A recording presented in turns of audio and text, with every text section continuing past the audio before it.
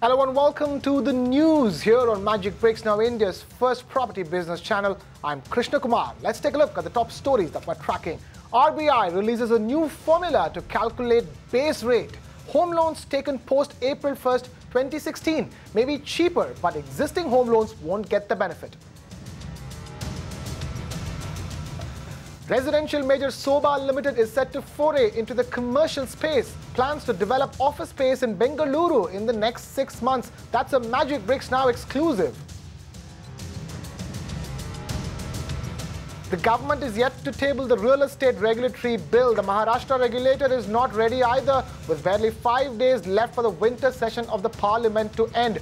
Will this session turn out to be another washout? Construction on the Jewar airport will start by 2017 if requisite approvals are in place, says the Uttar Pradesh government. This could be a big game changer for the Noida property market. And Gujarat Chief Minister Anandiben Patel says the state's regulatory authority will be prospective and not retrospective. Is this a landmark move for the realty industry?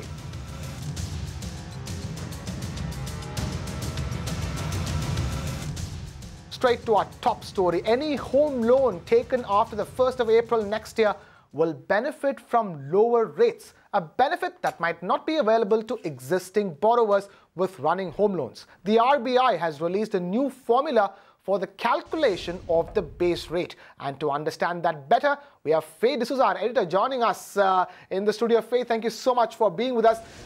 Break this down for us. What does this mean for current home buyers and prospective home buyers? Well, Krishna, see, so banks have been asking RBI to review the way the base rate is set. Now, for those of us who don't understand what the base rate is, it's a fundamental base rate over which the bank pegs everything else. It basically makes sure that even if I'm borrowing a small amount of money, 40 lakh rupees or maybe less than that, I get the similar rate advantage as everybody else the bank is lending to at the time. That's what the base rate functions on. So all banks follow the base rate.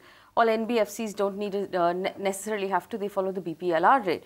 Now, the new rate or the new formula for calculating the rate is applicable the 1st of April onwards. It basically says the banks can use the marginal cost of funds as a reference. Now, the marginal cost of funds is the rate at which the bank is paying for deposits, so fixed deposit. For example, just to give you a really quick example, Krishna. So if I have a fixed deposit right now, I started a year ago, maybe before that, and I'm getting, say, 9.5%, 10%. Yes. And the rates have fallen down. I'm not going to break that fixed deposit and reinvest it because I'm in a good place, right? So the bank is still paying slightly higher for the deposits, but having to give you a lower interest rate on the loan because the base rate has to come down.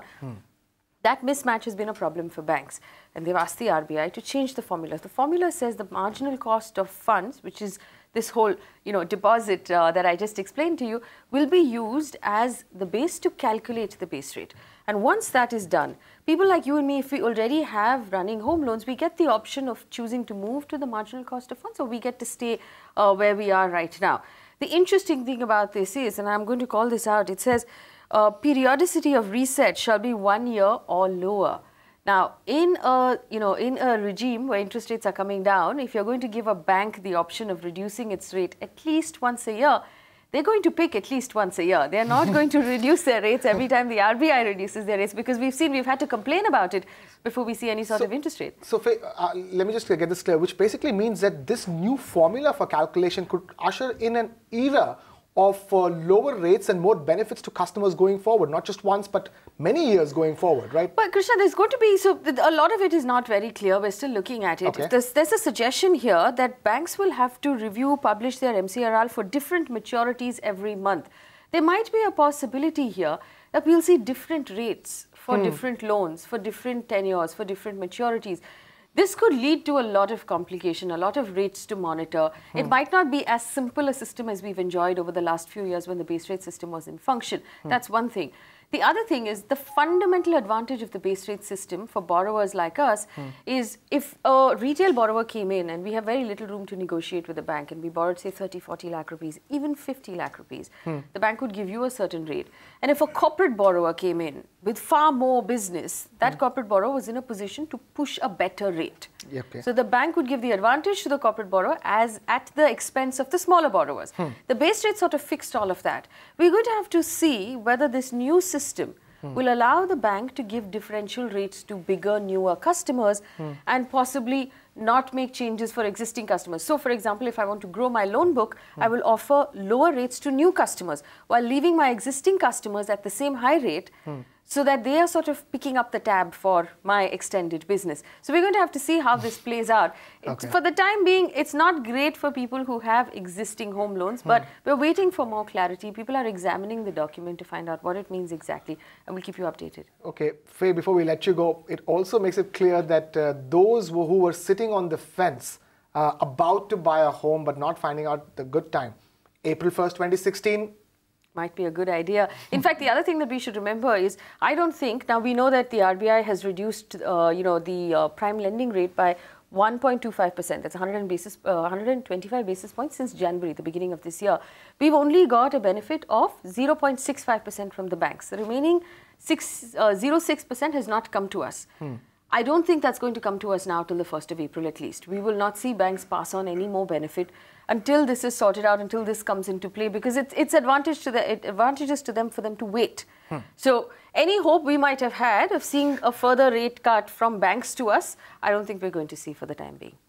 Faye D'Souza, editor of Magic Bricks. Now, thank you so much for breaking that complex technical release from the RBI into simple, understandable terms for people like me and those watching us, the home buyers. Thank you so much for being with us here on the news. Moving on.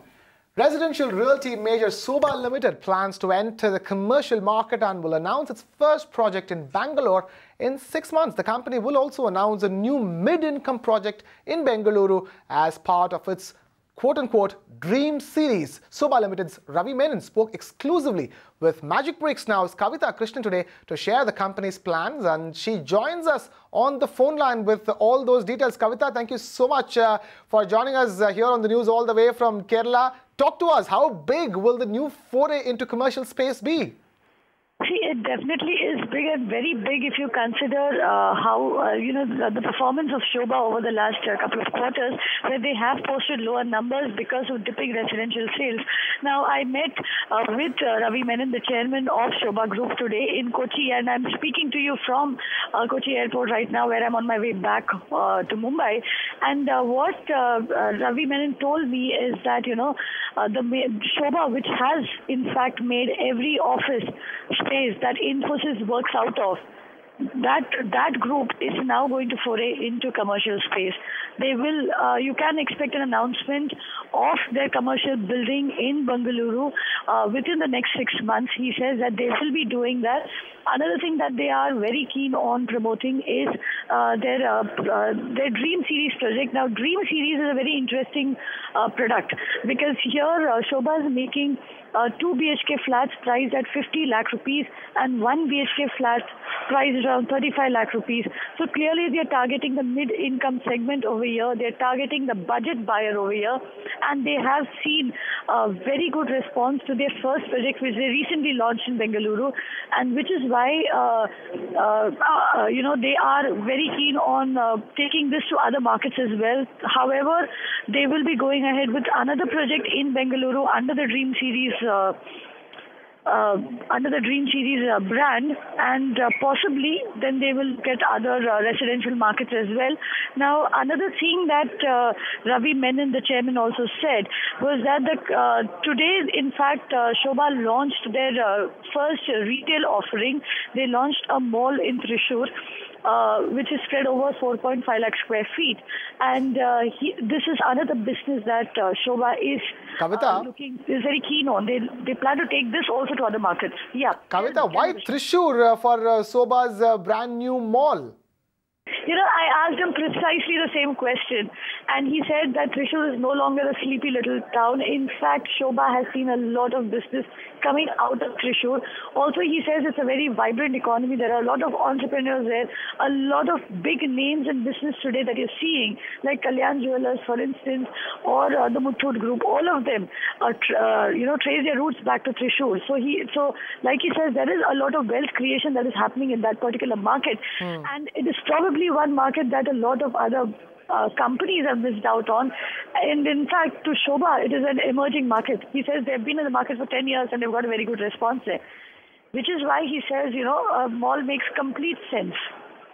So an emerging market inside an emerging market is what SOBHA's views are as far as THRISSUR and Kerala is concerned. Kavita Krishnan there, who spoke to SOBHA and got us those exclusive details of their foray into the commercial space and the mid-income segment and their brand new mall which they've opened in THRISSUR in Kerala. Kavita Krishnan, thank you so much for joining us here on the news, on the phone and all the way from Kerala.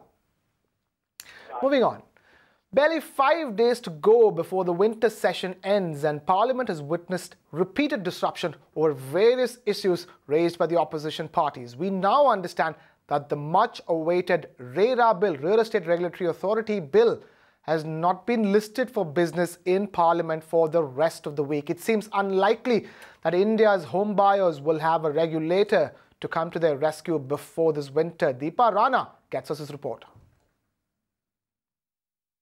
Even after getting a nod from the cabinet, it has been 8 days and the real estate regulator bill has not been tabled in the business of the parliament. Now, my sources in the ministry say that the business committee has not discussed the bill yet and they may try to list it for the next week. But Venkaiah Naidu, being the parliamentary affairs minister, can also push for this bill if he chooses to. But the reason he hasn't done it yet, it seems unlikely that RERA will be passed in this winter session of the parliament. So, on one hand, where real estate regulatory bill is yet to be tabled in the winter session of the parliament, let's check with the Maharashtra's housing regulator then, and to get details on that, my colleague Disha Shah joins us live here on the news. So, Disha, tell us, what is the update on Maharashtra's regulator bill?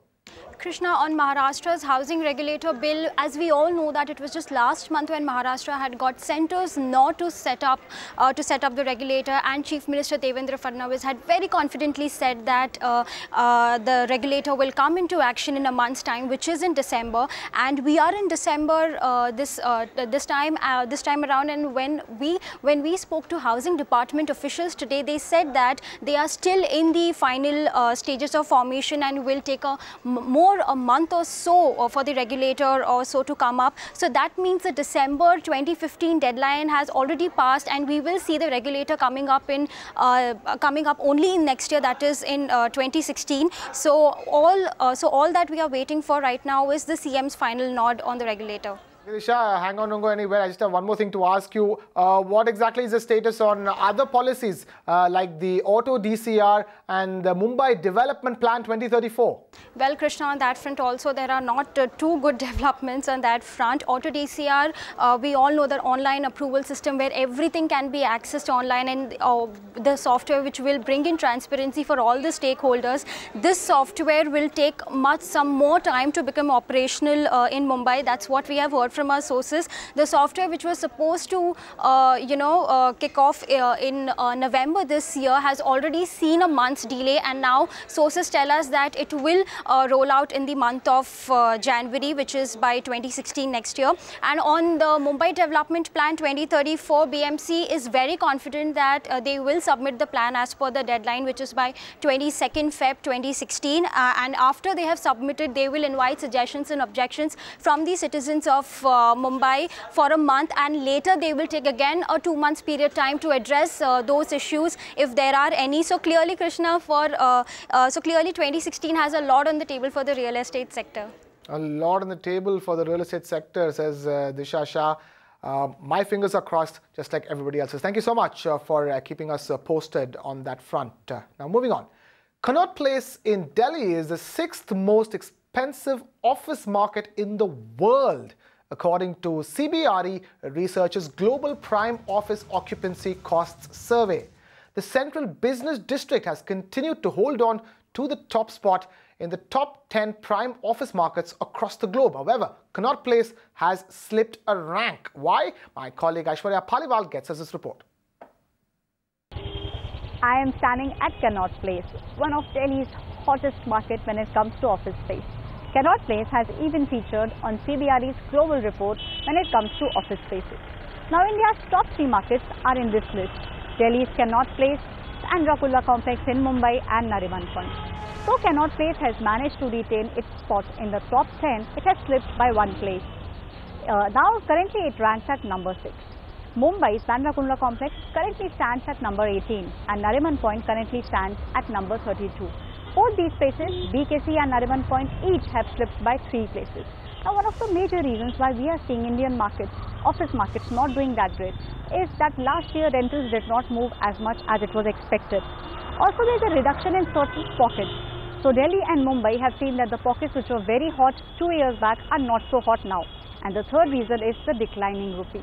Now, one of the reasons why a lot of players are not betting high on Indian market is because the current status of Indian rupee does not look that great. The NCR region is in a battle for a second airport, and the battle is between Gurgaon and Noida. The UP government has asked the Civil Aviation Ministry for permissions to begin constructing an airport in Jewar. My colleague Aishwarya Paliwal caught up with Kamal Akhtar, the Minister for Food and Civil Supplies in Uttar Pradesh. Listen to what he had to say. Government of India को उसको approve करना है। जो उत्तर प्रदेश की सरकार की तरफ से घोषणा है वो हो गई है, और जो उसके अंदर ज़रूरत होगी, जो भी एक आधिकारिक चीज़ें होती हैं, जो भी कानूनी चीज़ें होती हैं, वो पूरी करने के बाद गवर्नमेंट ऑफ इंडिया को प्रस्ताव चला जाएगा, और उसके बाद जैसे सैंक्शन देगी बहुत जल्दी एयरपोर्ट चालू हो जाएगा। तो हमारे जो 2017 से पहले हम लोग करें, इस पर काम शुरू कर दें, लेकिन अब जितनी गवर्नमेंट ऑफ इंडिया की तरफ से कितनी देरी होती है ये अब देखने का। Now, keep in mind, this airport, if approved, will be a game changer for the Noida property market, which is currently an hour away from the existing Delhi International Airport.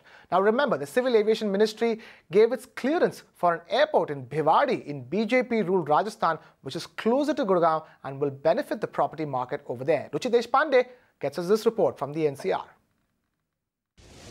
It's certainly the battle of air for the second airport that will come up in the Delhi NCR region. Now, here at the CREDAI Conclave 2015, the Chief Minister of Uttar Pradesh, Mr. Akhilesh Yadav, made an announcement that they are very keen for a second airport in the Delhi NCR to come up in the Jewar region of Uttar Pradesh, which is near Greater Noida. Now remember that this is already in competition with one of the airports in Rajasthan, which is in Bhiwadi.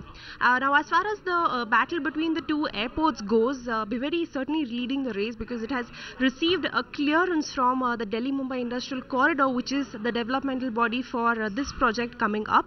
Whereas we learn from sources that the airport which is slated to come up in Jewar still requires the Uttar Pradesh Ministry to submit a complete updated proposal to the centre before the work can be started on these greenfield projects. So as far as these two are concerned, the bids are certainly open, and it's only a matter of time before a second airport comes up in the Delhi NCR region. Shifting focus to a massive sigh of relief for builders in Gujarat who are worried about the real estate regulator being authorized to monitor ongoing projects. The Gujarat government has taken a pro-industry stand and says that it will consult all stakeholders, including developers, while forming the State Real Estate Regulatory Authority. According to the Real Estate Regulation Bill 2015 approved by the Cabinet last week, each state will establish the Real Estate Regulatory Authority to regulate real estate transactions. Suyesha Sawant with this report. The Gujarat Chief Minister Anandiben Patel has announced that the Gujarat government will take into account what the developers have been urging the government while constituting the State Real Estate Regulatory Authority for the state of Gujarat. Now, basically, developers have been urging the government to make RERA prospective rather than retrospective, which means that they are saying that once the RERA comes in for real, it should only be implemented for those projects which come in after that, rather than it being implemented for projects which are already underway. And now developers are hoping that the other state governments will also follow the same path, but for now they are happy that at least the Gujarat state government is making RERA prospective rather than retrospective. Away from that and on to our special series, War of the Cities.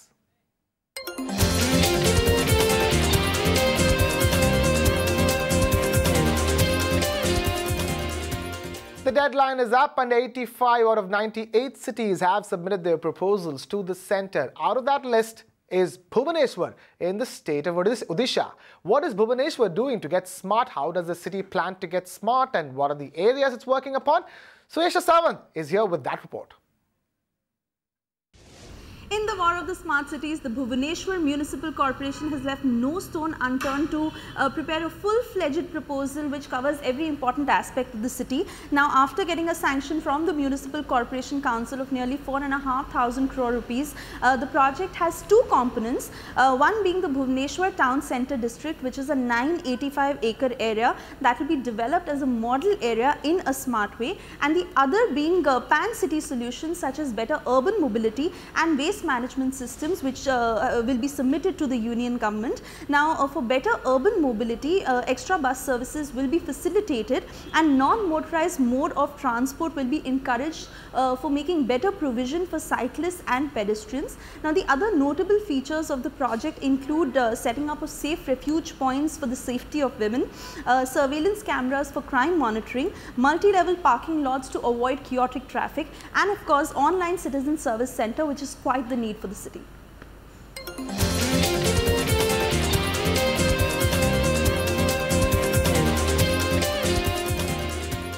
Now, do you want to learn how to accentuate your home with lighting and some easy do-it-yourself tricks? Then this one is for you. In this week's episode of The Interior Show, designer Nishita Kamda talks about how you can use lighting to your advantage, and she also shows you an interesting do-at-home trick to beautify your space. Here's a slice of that conversation.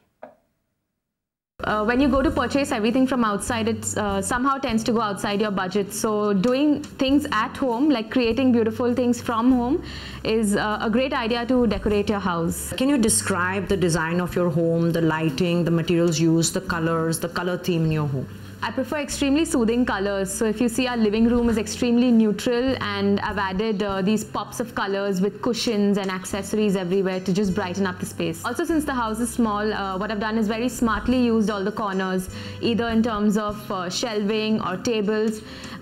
It just kind of utilizes every space in a small house very smartly. And how would you describe the lighting in your home? So we were blessed with like a lot of natural light in the house. So what we've tried to do is maximize that to its fullest. Other than that, we've tried to use a lot of accent lights to highlight spaces or niches to create design elements within the house. Can we share some of your DIY tips with our viewers? So what I'm going to do today is teach our viewers how to create a simple centerpiece for your table, okay, with something as simple as like an old jar that you have in your house. Okay, it could be a jam jar, it could be a pickle jar, it could be anything. Absolutely any old jar that you have. Okay. What I'd first do is like take a regular sellotape, okay, and create any design with it on the jar. So right now we're going to do like a striped jar. So we're going to do something really interesting. We're going to be coloring between the sellotapes here. Okay. And when we remove the sellotape, what we're going to see is like a clear glass around it. So it's going to make like a pattern. Correct. After that, we could just take any glass paint or like a poster paint, and we're going to paint in the spaces between the two tapes. The point is to use old things that you have at home and create beautiful pieces out of them. Recycle them. Okay. So once this is done, we can let it dry for a couple of hours. We can start removing the sellotape. If you see, this is leaving like a clear space between, which you know, creates a design in the jar. What would you use these jars for? I mean, just to keep them as you know, colorful pieces, or can we even put them to use? What we could do is we could add some fresh flowers into the pots and interesting, kind of make centerpieces out of them. And you can catch the rest of the conversation on The Interior Show only on Magic Bricks now. But for now, we've completely run out of time over here. But remember, if you have any feedback or suggestions for us, write to us on the email IDs flashing on your screens. We're also on Twitter and Facebook. So feel free to tweet to us or post a query on our Facebook page. Also, remember to check out our live streaming website, www.mbnow.in. We would absolutely love to hear from you. And with that, it's a wrap on this edition of the news here on Magic Bricks Now. Thank you so much for watching. This is Krishna Kumar signing off.